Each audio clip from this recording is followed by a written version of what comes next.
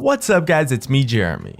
Now I know a lot of you guys might have read the title and asked yourselves if I'd finally lost my mind, but definitely hear me out for just a second, because I love playing off-meta picks. You guys know that I'm a big guy when it comes to off-meta champions, and today we're taking a look at something that I believe is a hidden OP jungler, and that is Kog'Maw. Now Kog'Maw jungle actually works extremely well, and it has a win rate of around 53.5% at the moment, which is actually crazy high for this kind of an off-meta pick. It might be a little bit hard to believe at first, so let's explain how it works and you can try it out and maybe see for yourself. And big thanks to ProGuides.com for helping us out with the editing on this video. They do a lot of really awesome stuff on their site with some great content, and they have a free trial that gets you full access, so you don't have to take it from me. You can just check it out and decide for yourself if you like it or not. And if you enjoyed the video, hit that like button, and if you don't, definitely hit that dislike. And if you don't feel like doing either of those things, then maybe just put meh in the comments to petition YouTube to give us a meh button. Anyway, let's get started. So the main strength of Koggy jungle is going to be Blood Razor, which is the strongest on-hit item in the game. And this is the real major part about what sets him apart and makes him so much better than Kog'Maw AD carry. Because Blood Razor is such a powerful item for him, and as an AD carry, Kog'Maw just can't get a hold of it because you have to take Smite. And this is a surprisingly big advantage if you can make it into the mid game, and thanks to the way that it scales with Ginsu's Rage Blade, your on-hit build just becomes insanely powerful. I mean, yeah, it might sound a bit silly, kind of like something you might expect to see from my boy Professor Milk, but look at what these items really give you. You get insane attack speed, you get tons of mixed magic and physical damage, which is amazing. You get a nice helping of lifesteal and even a bit of crit chance to make sure that you're a tank shredder that people just can't itemize against no matter what they try to do. Blood Razor itself is a significant advantage over Kog'Maw AD carry, and while you are still playing Kog'Maw, so you are still going to be that insane hyper carry in the late game. It can take a little bit of practice because Kog'Maw can sometimes be a little bit dependent on some support to survive in the early game, and although you don't have to worry about enemy AD carries in your jungle, you can be a little bit easy to invade in certain matchups. But with that being said, the first jungle clear is honestly surprisingly good. If you smite the Krugs for that stun buff and kite the camps a little bit, thanks to your W, you can just stun up jungle creeps really often for some relatively easy and safe clears. Ganks can maybe be a little bit awkward since you're slow and you don't have that much crowd control, but if you land the slow, you definitely have time to dish out plenty of damage, especially with the red buff, which just makes you do insane damage even in the early levels. So the ganks with him are kind of similar to like a Kindred almost in the sense where the crowd control isn't necessarily amazing, but he has such a crazy amount of damage to back it up that they actually end up being pretty decent, honestly. And he works great with any laners that have their own hard crowd control, and as a result of his massive amount of damage, he does quite well in just 2v2 or 3v3 fights with the enemy jungler. So when do you want to pick Kog'Maw jungle? Well, honestly, he is just friggin' amazing against tank junglers. So you definitely want to do it if your enemy ever picks a tank jungler. The tank junglers are a little bit less mobile, they're way worse at invading, so you get to kind of just enjoy your early game with a little bit of peace and quiet, and once you ramp up onto your first on-hit items, you can just carry a game 1v5 by yourself, honestly, because there's nothing a tank is gonna do to stop you. You just stand still, vomit on them, and watch their health bars burn down in a matter of seconds. He's quite literally the sickest counterpick to a mobile tanky teams. You're also the king of objectives with Kog'Maw jungle, not so much controlling them with zoning tools, but you just take them down so goddamn fast, because it's pretty much the highest DPS of any character in the game. And with the lifesteal in your build, being squishy sometimes doesn't even matter that much, because you attack so damn fast that you can sometimes just heal up any damage that you might take. And this applies to the late game versus champions as well. You've got massive scaling and crazy damage output, which is something you definitely want on your side if you're in solo queue.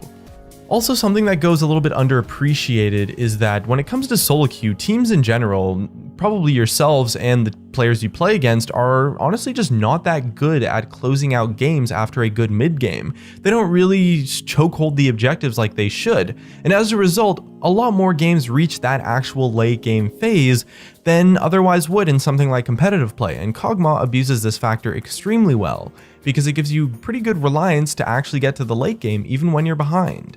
It's amazing for tilting people into throwing a match when they just fail to finish a game for so long that suddenly the enemy Kog'Maw jungle can just 1v5 them or take Baron no problem all by himself. Now, Kog'Maw Jungle has a lot of strengths, and I definitely think it's a pretty solid pick and is a great option to try out. But, of course, it's not without weaknesses, and how are you going to play a champion if you don't know their weaknesses? The main one is because of early invading fighters like Lee Sin, or for roaming assassins in teamfights like maybe LeBlanc that decide to leave their lane and try to invade you in the mid game. So you're going to have a little bit of a difficult time if you pick Kog'Maw into those types of champions, but there are a lot of ways to deal with it. Honestly, all you kind of really need to do is just ward a lot and really anticipate your opponents to make those kind of plays. I mean, you do have to ward a lot though, like you can't really go back to base and not pick up a pink ward. You need to be buying wards every time you back, and you have to check your minimap and really have a lot of map awareness to make sure no one is potentially missing from a lane or invading on you. If they do decide to hop in on you, there's not entirely that much you can do to escape. It's more about having to actually anticipate the invade in the first place, which you can do. Invades are something that are completely avoidable if you play properly. And the thing is that those types of champions that have that strong early game pressure that can take advantage of the weak early game of Kog'Maw are the types of champions that Kog'Maw just outscales like crazy. At some point in the game, you'll be able to kill them faster than they can kill you. You know, they say the best defense is a great offense after all, right? And people can't kill you if they're dead. Except zombies, but you get what I mean. The trick is using positional advantage to try and avoid mobile burst damage, unless you have god tier mechanics where you can dodge and still attack with your 5.0 attack speed. Other than that, you can just try to fight with your team, get them to protect you. You know, protect the Kog'Maw is still an amazing strategy, even with you chilling in the jungle. So definitely stick near your friends as the game starts to progress in team fights. Your damage just absolutely shreds tanks because you have mixed damage based on percent HP damage as well. So you might not be chunking squishies quite as hard as another AD carry, so if you do need a little bit more damage versus squishies, you can pick up something like an Infinity Edge or go for a little bit more of a traditional AD carry build. Kog'Maw's definitely going to be used best when picked against teams with tanks, so you might have to switch up your build, your playstyle a little bit if the enemy team doesn't have any true tanks themselves. Especially if the enemy team has a lot of mobile assassins, it might be a little bit questionable to pick Kog'Maw champion select, but the thing is that if you play against an enemy team composition that has 2, sometimes even 3 tanks if you're lucky, it's honestly just so insane. You can literally carry the entire game by yourself. He's an amazing, absolutely fantastic counter pick to tanks. And as well, with all of the off-meta picks, builds like this are a little bit dependent on the surprise factor. I mean, your first clear is actually quite bad if you don't actually start Krugs, because you really do rely on that stun buff kind of thing.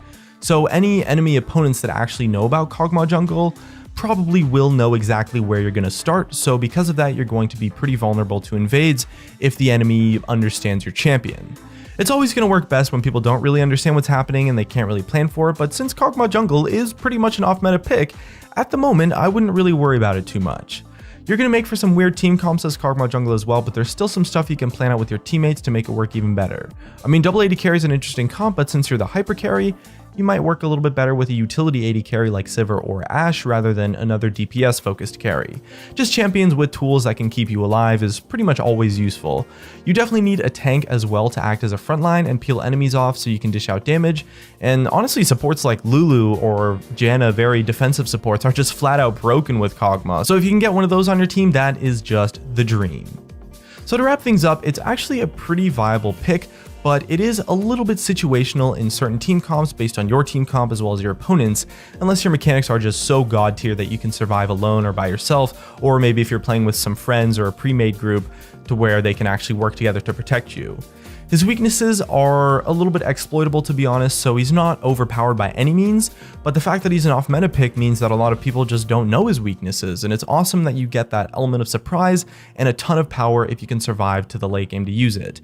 And in those perfect team comps where you're playing against 2 tanks on your opponents, he's honestly just god tier. He's insane. He's crazy. It's mind-blowing how good he is, and he's definitely hidden OP in those situations for sure. It's just a matter of actually getting that dream team in champion select.